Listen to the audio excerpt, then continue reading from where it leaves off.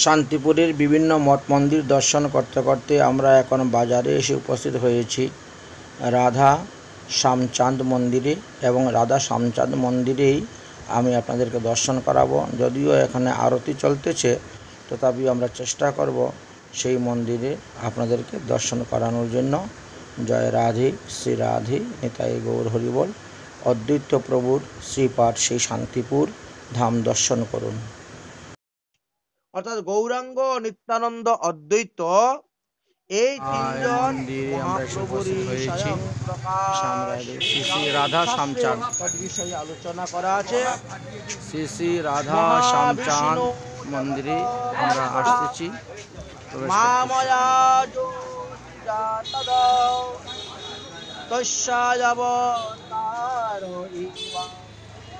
অদ্বৈত আচার্য ঈশ্বর। আরতি হয়ে গেছে নাকি? অদ্বৈতং হরি নামা।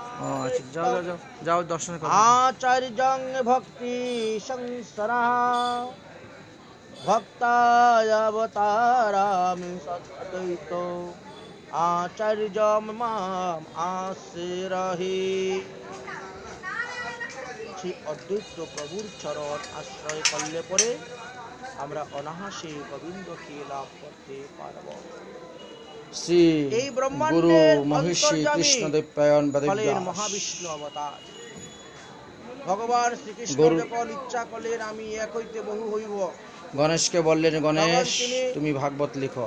প্রথমে তাই ব্যাসদেব বলতেছেন আর গণেশ ভাগবত লিখতেছেন। তারপরেই ওই কারণশায়ী বিষ্ণু বা মহাবিষ্ণু, তারপর গর্ভশায়ী বিষ্ণু, তারপরে ক্ষুদ্রশায়ী বিষ্ণু।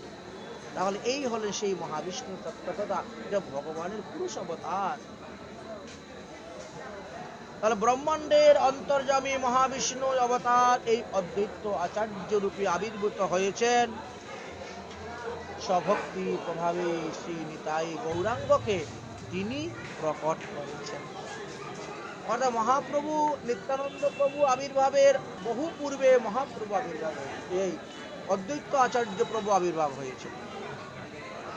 তিনি সাধন ভজন করে তপস্যা করে মহাপ্রভুকে পৃথিবীতে অবতীর্ণ করিয়েছেন। এই জন্য তিনি আর ভক্তি করতেন। তাই এই জগতে প্রকট করেছেন গৌরাঙ্গকে, নিত্যানন্দকে, অদ্বৈত প্রভু সাধন ভজন। শ্রী অদ্বৈতের সেবকগণ সাধারণত 5 প্রকারের আছেন।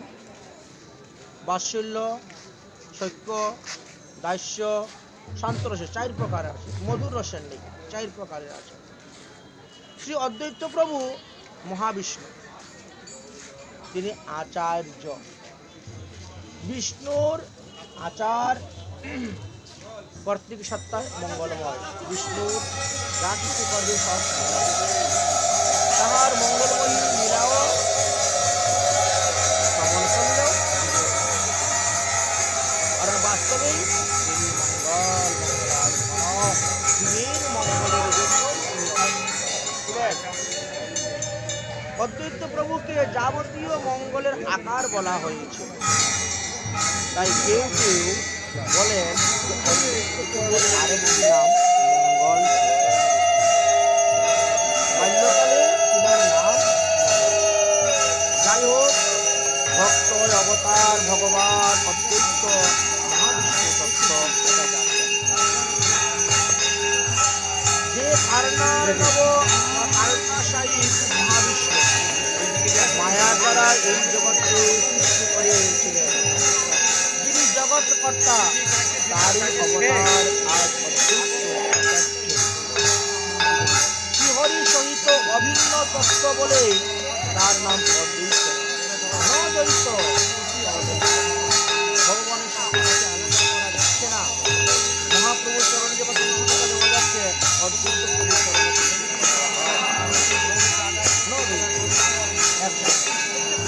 কৃষ্ণ ভক্তি উপদেশ করেন বলিয়া তাকে আচার্য।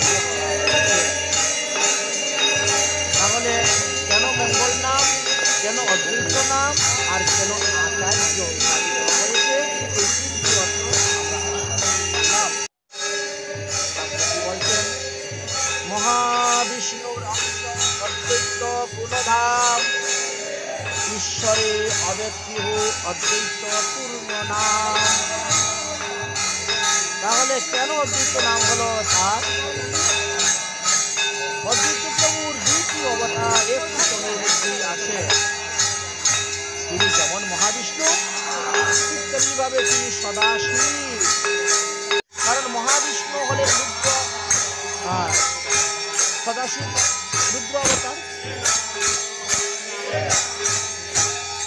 তাই মহাপ্রভু বলেছেন, বুঝিলাম আচার্য মহেশ অবতার, এত বলি হাস প্রভু বলেন বারবার। গৌর সুন্দর যখন প্রকাশ হলে লীলা করতে গিয়ে কখনো তিনি সম্মুখে বলে গেছেন যে অদ্বৈত আচার্য হলেন মহেশ অবতার।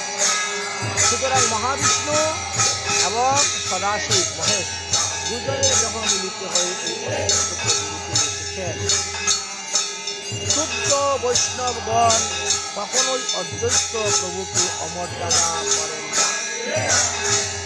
যেভাবে বিষ্ণুর আবির্ভাব তিথি পালন করলে এই ফল পাবেন, শিবের আবির্ভাব তিথি ব্রত করলে এই ফল পাবেন, চলো বেরিয়ে পড়ো বেরিয়ে পড়ো।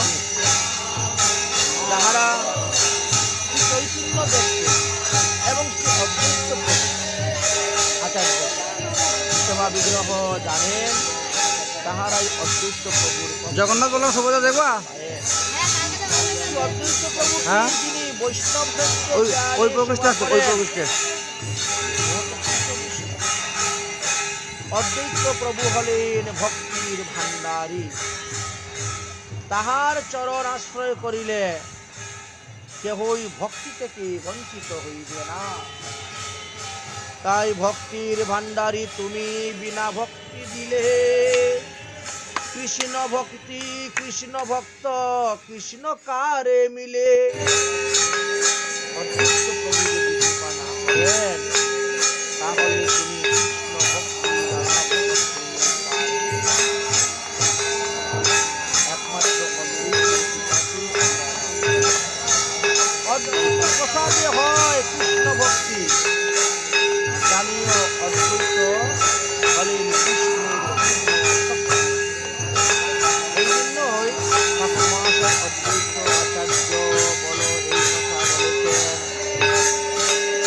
তাহলে আমরা অদ্বৈত আচার্য সম্পর্কে আমরা কিছুটা ধারণা লাভ করতে পারি। আসুন এখন অদ্বৈত প্রভুর আচার্যের আবির্ভাব সম্পর্কে আমরা